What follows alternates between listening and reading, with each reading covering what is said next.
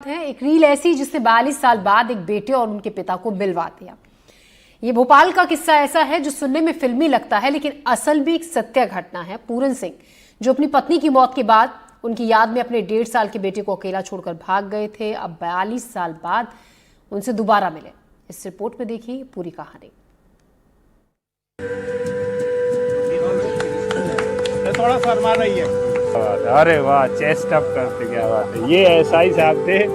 आज भी इनके एक वृद्धाश्रम में एक बुजुर्ग व्यक्ति के सैल्यूट ने एक अद्भुत घटना को जन्म दिया। 42 साल बाद एक पिता अपने बेटे से मिले। दरअसल 15 जुलाई 2025 के दिन बालाघाट में पोस्टेड डीएसपी संतोष ने पूरन सिंह के सैल्यूट का वीडियो बनाया और सोशल मीडिया पर शेयर किया। ये वीडियो वायरल हो गया और परिवार को उनके खोए हुए पिता को ढूंढने में मदद मिली। 15 जुलाई 2023 को डीएसपी संतोष पटेल ट्रेनिंग के लिए भोपाल में थे। उनकी पत्नी का जन्मदिन था। डीएसपी अपनी पत्नी को लेकर भोपाल के आसरा वृद्धाश्रम पहुंचे ताकि वे सभी वृद्धजनों का आशीर्वाद ले सके, जहां उन्होंने सभी को फल बांटकर उनका आशीर्वाद लिया।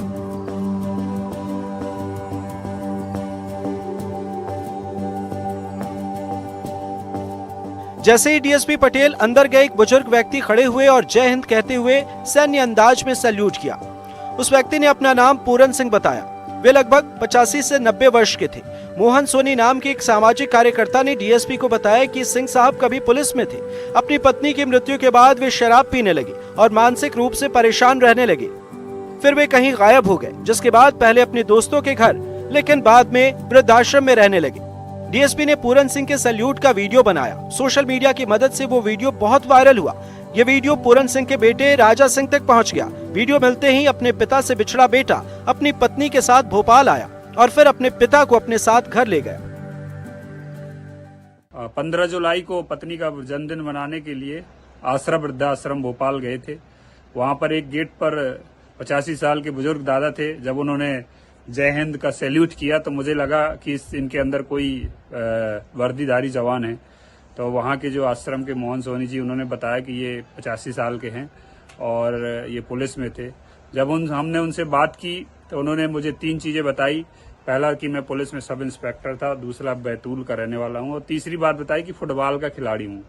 इन तीनों बातों को हाईलाइट करते हुए एक छोटा सा वीडियो रील बनाई, उसको सोशल मीडिया में साझा किया।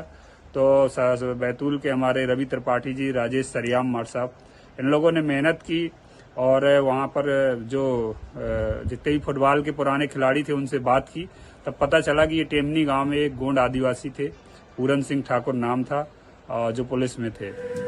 वृद्धाश्रम प्रबंधक समीना मसीह ने बताया कि आज से 8 महीने पहले पूरन सिंह वृद्धाश्रम आए थे, जिसके बाद से वे यही अपना जीवन काट रहे थे। नशे के आदी होने और बीमारियों के चलते उनकी दिमागी हालत भी पूरी तरह ठीक नहीं थी, लेकिन जब उन्हें पता चला कि उनके बेटे उन्हें लेने आ रहे हैं, तभी से वे खुशी में बार बार दरवाजे की ओर देख रहे थे।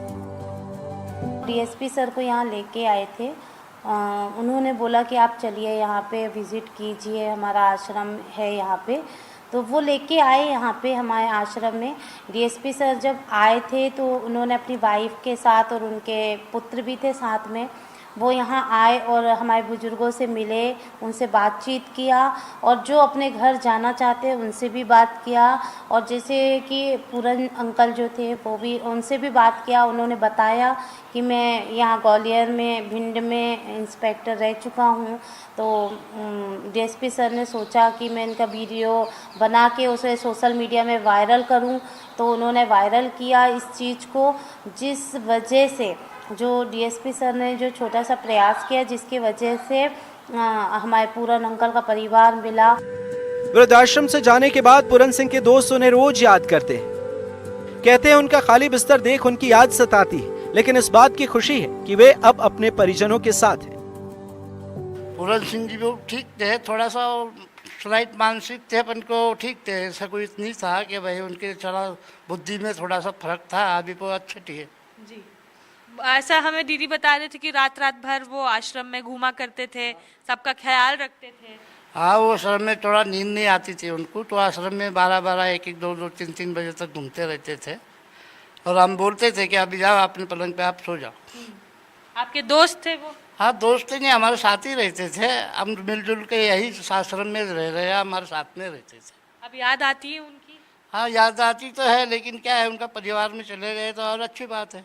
जी बिल्कुल। एक और काका हमारे साथ मौजूद है। काका, कैसा लगा जब आपको पता चला कि आपके दोस्त के परिजन उन्हें लेने आ रहे हैं?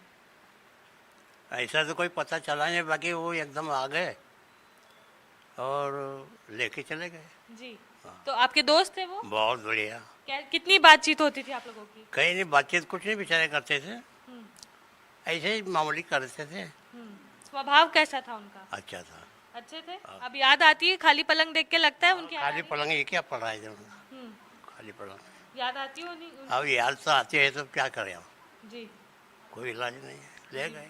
बिल्कुल। देखिए, याद का तो कोई इलाज नहीं, अब मेमोरीज है, याद है तो वो तो आती है। ये जो कपड़े रखे हैं, ये कंबल रखा है, जैकेट रखी है, उनकी थाली रखी है, उनका नैपकिन, उनका टाल, ये सारे उनके सामान थे। यही उनका पलंग था जहां पर पूरन सिंह जी अपनी ज़िंदगी गुजार रहे थे।